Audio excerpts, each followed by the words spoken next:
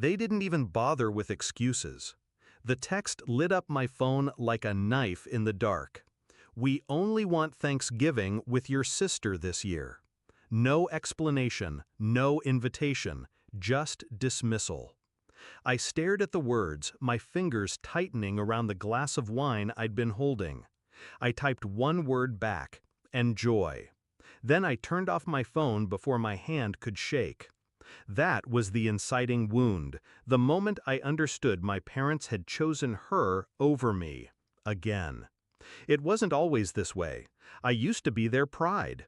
Straight A's, scholarships, a career that took me further than they ever dreamed. But my sister, she was the fragile one, the golden child by default, the one who always needed saving. I built a life they never imagined. Paris deals, international clients, enough wealth to buy freedom and silence. Yet in their eyes, I was still the second daughter, the one who didn't matter when it came to holidays, family dinners, or the hollow theater of togetherness. They celebrated her mediocrity. They punished my success with distance. And this year, with one text, they declared it openly. It wasn't just Thanksgiving.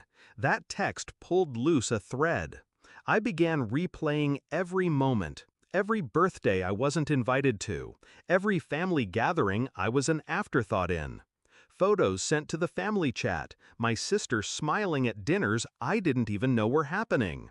Excuses about keeping it small, yet somehow my chair was always the one missing.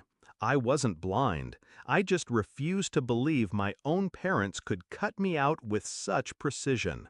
But they had, and they thought I'd swallow it quietly. I didn't cry, I didn't beg. I planned. Revenge isn't about rage, it's about symmetry. They wanted Thanksgiving without me? Perfect. I would give them a memory so sharp it would haunt every holiday table for the rest of their lives. I booked flights, not for myself alone, but for my husband, my children, even his parents. A family, my family, the one I'd built while they ignored me. Destination, my villa in France, a 1.5 million jewel tucked into the countryside, with vineyard views and a table long enough to seat 20.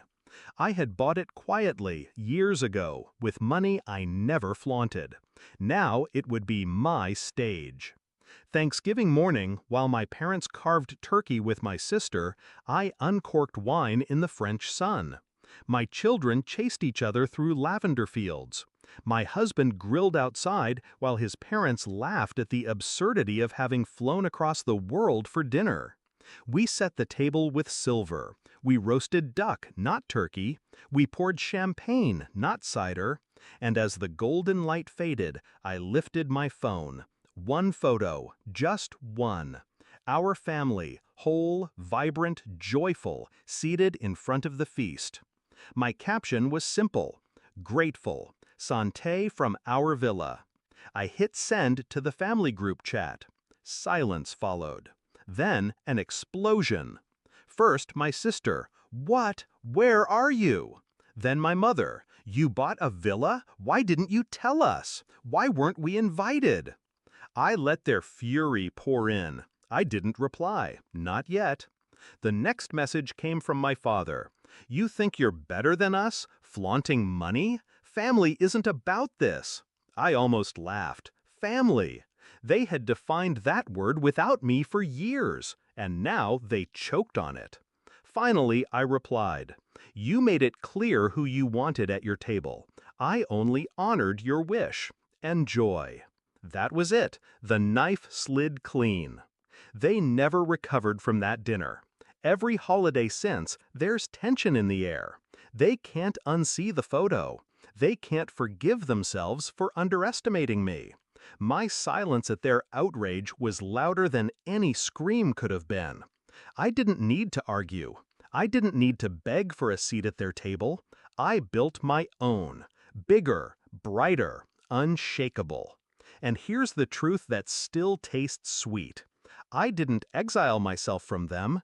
They exiled themselves from me. So now, when they sit around their small, fractured dinners, I hope they remember the picture, the laughter, the villa they'll never step foot in.